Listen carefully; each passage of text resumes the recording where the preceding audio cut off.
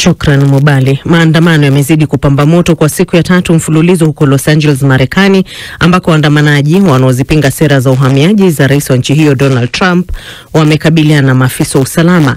Wanajeshi wa kikosi maalum waliotumwa na rais Trump mjini humo licha ya pingamizi kutoka kwa gavana wa jimbo la California, meya wa mji huo, wametumia gesi ya kutoa machozi na risasi za mpira kukabiliana na waandamanaji hao. Wizara ya mambo ya nje ya Israel imesema meli iliyobeba wanaharakati waliokuwa wakijaribu kuingia ukanda wa Gaza imevutwa na wanajeshi wa majini baada ya wanajeshi kufanikiwa kuingia kwenye meli hiyo kwa jina Medlin. Israel imesema hakuna aliyejeruhiwa katika operesheni ya kudhibiti chombo hicho ambacho kimepelekwa Israel, na kuongeza kuwa waliokuwemo kwenye meli hiyo watarejeshwa kwenye nchi zao. Wakati huo huo, jeshi la Israel limesema limeupata na kuutambua mwili wa kiongozi wa Hamas Mohamed Sinwar wiki 3 baada ya Israel kutangaza wamemuua katika shambulizi la angani. Taarifa kutoka jeshi hilo imesema uchunguzi wa chembechembe za vinasaba DNA vimethibitisha kuwa ni mwili wa Sinwar. Iran imezionya nchi za magharibi kutounga mkono azimio la kuichukulia hatua nchi hiyo linalotarajiwa kupitishwa leo wakati shirika la kudhibiti matumizi ya silaha za nyuklia litakapokutana leo. Esther Luambano na maelezo zaidi. Marekani, Uingereza, Ufaransa na Ujerumani zinatarajiwa kuunga mkono azimio hilo katika kikao cha IAEA, zikiishutumu Iran kwa kukosa kutangaza kiwango chote cha madini ya kutengeneza silaha za nyuklia. Waziri wa mambo ya nje wa Iran, Abbas Araghchi, amesema kuiwekea nchi yake vikwazo itakuwa kosa. Haya yanajiri huku mazungumzo kati ya Iran na Marekani kuhusu mpango huo wa kinyuklia yanayofanyika Oman yakikosa kupiga hatua za kuridhisha. Spika wa bunge la Iran amelalamika kwamba mapendekezo ya Marekani hayaangazii kuondolewa kwa vikwazo vilivyowekwa na nchi za magharibi dhidi ya Iran na kumtaja Rais Trump kuwa mtu asiyejielewa. Na rais wa Ukraine Volodymyr Zelensky amesema makombora ambayo nchi yake ilikuwa imeahidiwa na utawala uliopita wa serikali ya Marekani yameelekezwa sasa Mashariki ya Kati na utawala wa rais Donald Trump. Kiongozi huyo wa Ukraine amekariri msimamo wake kwa shinikizo zaidi linahitajika dhidi ya Urusi ili ikubali kufikia makubaliano ya kusitisha mapigano. Hii ni BBC. Wanaharakati wanasema wanajeshi wa Israel wameingia kwenye boti iliyokuwa ikipeleka misaada ya kibinadamu katika ukanda wa Gaza kwa ajili ya kuongeza udhibiti.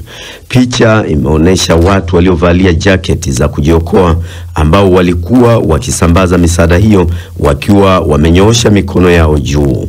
Wizara ya mambo ya nje ya Israel imesema boti hiyo itafikishwa mpaka ufukweni mwa Israel na abiria wake wanatarajiwa kurejeshwa katika nchi zao. Zaidi na David Inkia. Katika taarifa yake, Israel inasema kwamba hatua hiyo ni muhimu ili kujaribu kuzuia silaha kuafikiwa na mgambo wa Hamas huko Gaza. Baada ya kuripoti kuwa boti hiyo imeondoka, wanaharakati hao walichapisha video fupi iliyorekodiwa awali, akiwemo pia mwanaharakati maarufu Thunberg. Katika video hiyo, wanaharakati wanasikika wakisema, ukiona video hii ni kwamba tumetekwa nyara na jeshi la Israel au vikosi vinavyounga mkono Israel. Shuhuda mmoja wa Gaza amesema kwamba ni jambo ambalo linaumiza moyo.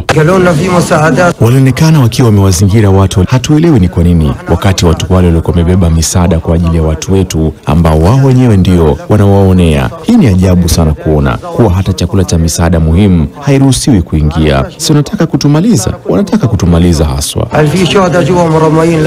Awali, waziri wa ulinzi wa Israel Katz alikuwa ameonya kwamba boti hiyo inapaswa kurejea ilipotoka na kwamba Israel itachukua hatua dhidi ya jaribio lolote la kukiuka kizuizi hicho. Hivi majuzi Israel ilianza kuruhusu misaada midogo kuingia Gaza baada ya kuzuiliwa kwa muda wa miezi 3, ikiweka kipaumbele ugawaji kupitia wakfu wa kibinadamu wa Gaza ambao unaungwa mkono na Israel pamoja na Marekani, lakini ukilaaniwa vikali na makundi ya kibinadamu. Ni taarifa yake David Inkia. Kwingineko ni kwamba chombo huru cha kusimamia polisi nchini Kenya kimeanzisha uchunguzi kuhusu kifo cha mwanaume ambaye alikuwa amezuiliwa kwa uchapishaji wa taarifa za uongo. Baba yake Ojwang Meshaki Opio aliwaambia waandishi wa habari kuwa mwanae alikamatwa kutokana na chapisho kwenye mtandao wa X katika mji wa magharibi wa Homa Bay na kisha kusafirishwa kilomita 350 hadi mji mkuu Nairobi.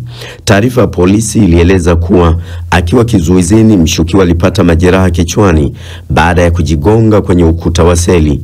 Alikimbizwa hospitalini ambapo alitangazwa baadaye kuwa amefariki dunia. Zaidi na Florian Kaijage. Mkurugenzi wa shirika la kutetea haki za binadamu la Amnesty International tawi la Kenya aliambia BBC kwamba kifo cha Bwana Ojwang, alielezwa kama mwalimu na mtayarishaji maudhui mtandaoni, kinatia shaka sana.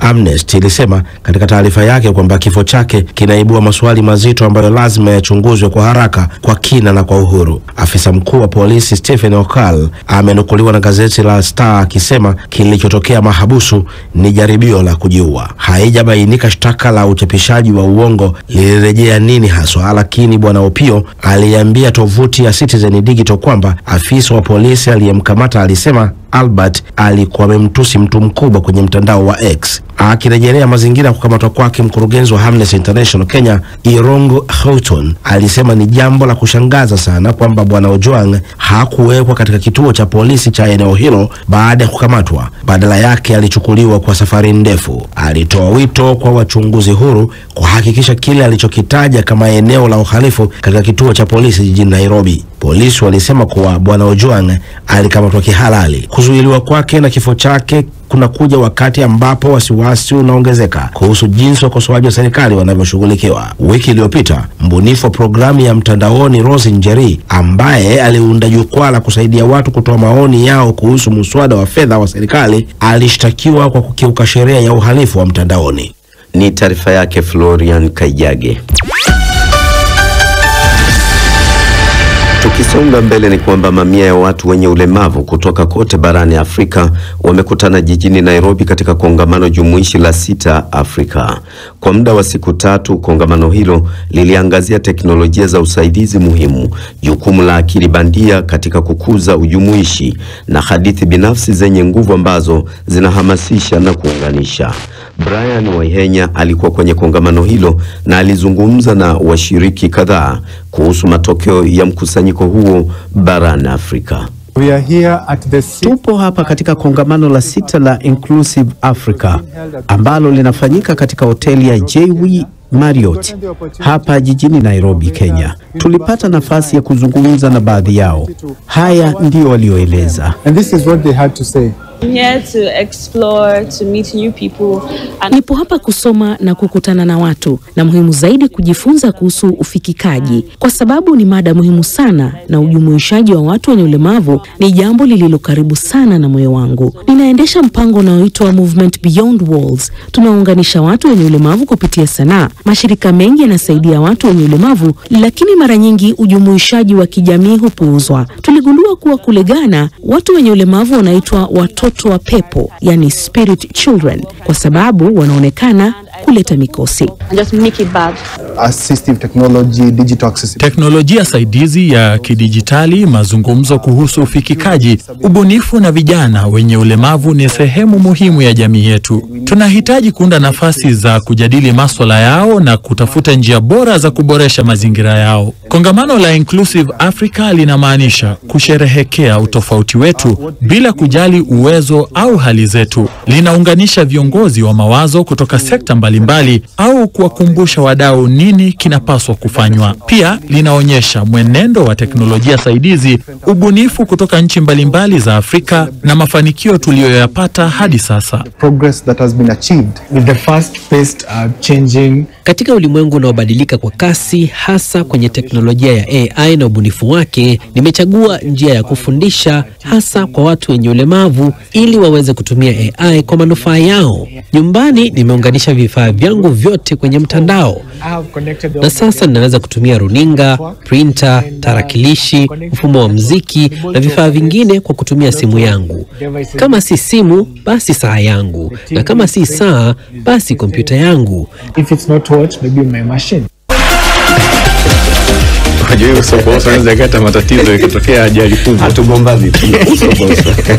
Shukrani mbali, na moja kwa moja nianze na kandanda ambako timu ya taifa ya Ureno imetoa ubingwa michuano ya UEFA Nation League baada ya kuifunga timu ya taifa ya Hispania. Ureno waliibuka wababe kwa ushindi wa penalti 5-3 baada ya dakika 120 kumalizika kwa sare ya goli 2-2. Penalti za Ureno ziliwekwa kambani na Goncalo Ramos, Vitinha, Bruno Fernandes, Nuno Mendes pamoja na Ruben Neves, wakati penalti za Hispania zikifungwa na Mikel Merino, Alex Baena pamoja na Isco, huku Alvaro Morata akiwaponza wenzake hapo kukosa shindo kuweka mpira kambani. Nyota wa Ureno Nuno Mendes alichaguliwa kwa mchezaji bora wa mchezo huo wa fainali. Ufaransa walimaliza katika nafasi ya 3 ya michuano hiyo ya UEFA National League baada ya kupata ushindi wa goli 2-0 dhidi ya Wajerumani. Kwingineko, mfungaji bora wa Poland Robert Lewandowski amesema hataichezea timu yake ya taifa wakati huu ambapo Mikel Probize ataendelea kuwa meneja wa timu hiyo, na hii inakuja baada ya Lewandowski kuvuliwa kitambaa cha unahodha. Taarifa kutoka FA ya Poland ilisema Jumapili kwamba meneja alimtaarifu Lewandowski kwamba pamoja na timu nzima na uamuzi wake wa kumteua kiungo wa Inter Milan Zielinski kuwa nahodha mpya. Kufuatia uamuzi huo, na Lewandowski alikwenda kuandika kwenye mtandao wa kijamii na akisema, nikimnukuu, kwa kuzingatia mazingira ya kupoteza imani na kocha, nimeamua kujiuzulu kuichezea timu ya taifa ya Poland, na kwa muda wote kocha ambaye atakuwa akiendelea kuifundisha, lakini naamini nitapata nafasi nyingine wakati mwingine. Hayo maneno ya Roberto Lewandowski. Lakini katika mchezo wa tennis sasa, nyota Carlos Alcaraz amefanikiwa kutoa ubingwa wa French Open. Alcaraz alirejea kishujaa baada ya kupoteza seti 2 za mwanzo na akiokoa pointi 3 na kupata ushindi wa ubingwa wa French Open kwa kumshinda Jannik Sinner kwenye fainali ya kusisimua ya French Open kwa upande wa wanaume. Nyota huyo kutoka Hispania mwenye miaka 22 alianza kwa kusuasua, akipoteza seti ya kwanza kwa kufungwa kwa 4-6, akafungwa ya pili kwa 6-7, kisha akarejea na kuweza kupata ushindi kwenye seti ya 3 ambayo ilikuwa ni 6-4, 7-6 na 7-6 na kutangazwa kuwa bingwa mpya wa French Open. Kwingineko, lakini Alcaraz pia ndo anakuwa mchezaji wa kwanza kuweza kushinda Grand Slam kwa kuokoa pointi licha ya kuwa nyuma. Mara mwisho alifanya hivyo alikuwa ni Roger Federer mwaka 2019. Taarifa nyingine ni kwamba Liverpool wanakaribia kupeleka ofa ya mwisho paundi milioni 118 ya kuweza kumpata nyota wa Kijerumani Florian Wirtz mwenye miaka 22 kutoka Bayer Leverkusen. Ofa ya kwanza ya paundi milioni 113 ilikataliwa na Leverkusen. Sasa Liverpool wanapeleka ofa hii ya pili ambayo huenda ikakubaliwa na itakuwa inampeleka nyota huyu kwenye klabu ya Liverpool, kwa sababu nyota mwenye tayari anaonyesha nia ya kujiunga na Liverpool kuliko Bayern Munich ambao wamekuwa wakimuinda mchezaji huyu kutoka Bayer Leverkusen. Ni hayo tu katika michezo wakati huu mbali. Asante sana Omar Mkambara.